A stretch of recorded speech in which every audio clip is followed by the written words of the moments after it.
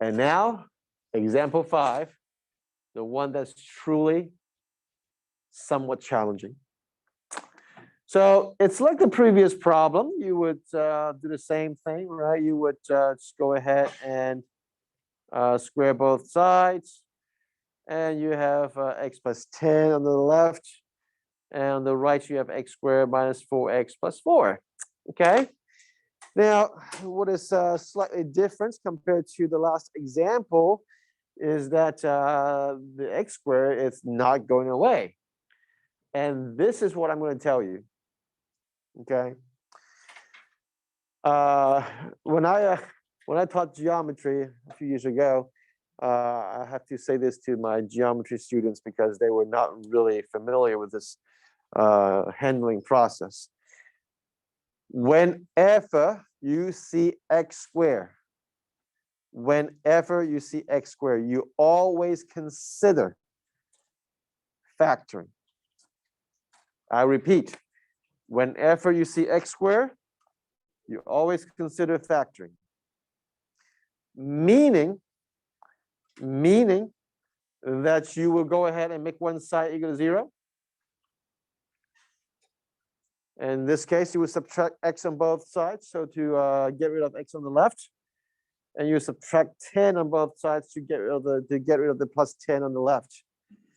So you would attempt to factor x squared minus 5x minus 6.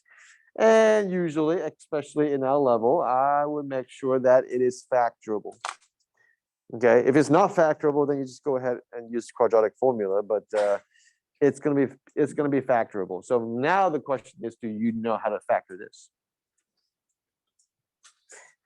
And you have to be very honest to yourself. If you are thinking like, oh, I'm not that good in factoring, then you should go back to the handout that says simple factoring, and you practice, you drill, you make this your second nature.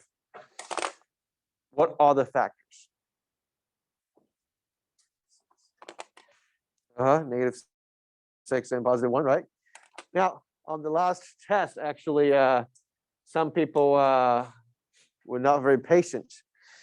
There was one question just like this, okay? We ask you for the solution.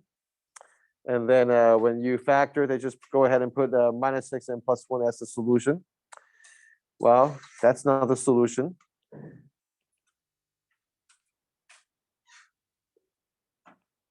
X is equal to 6 and x is equal to negative 1. Those two are the solutions. Okay? Those two are the solutions. Now, is there any question?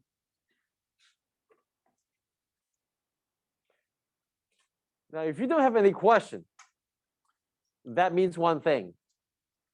That means you don't quite understand what solve means. Because one of these two is not a solution. Okay? If you do not have a problem with having these two numbers together, that means you did not check if they're solutions.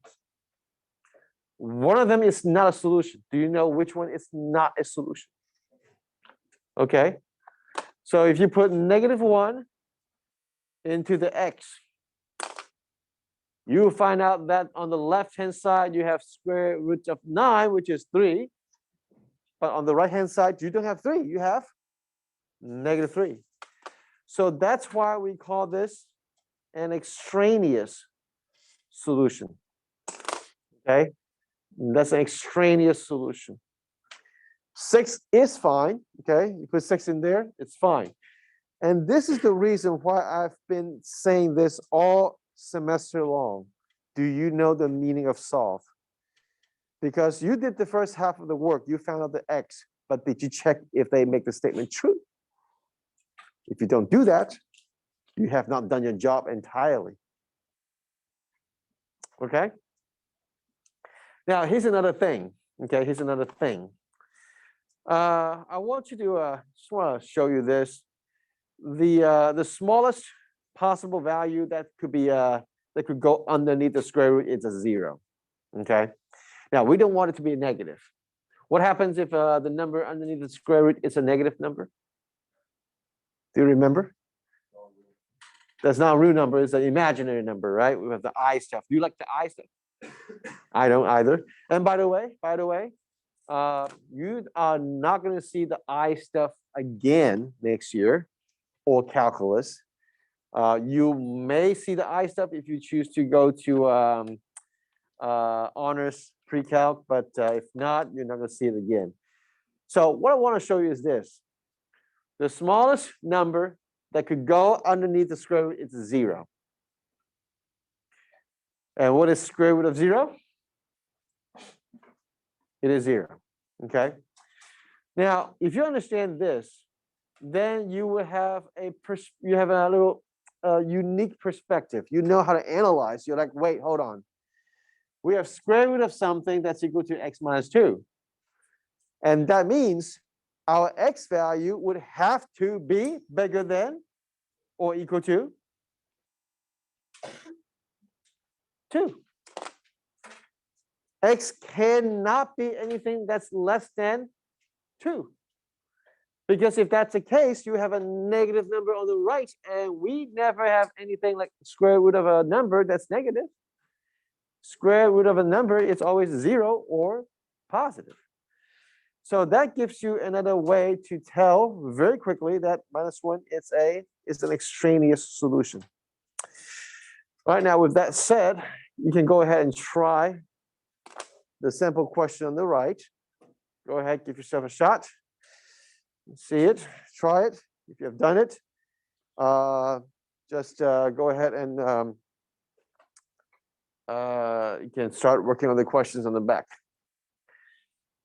All right, so for this problem, again, you would square both sides.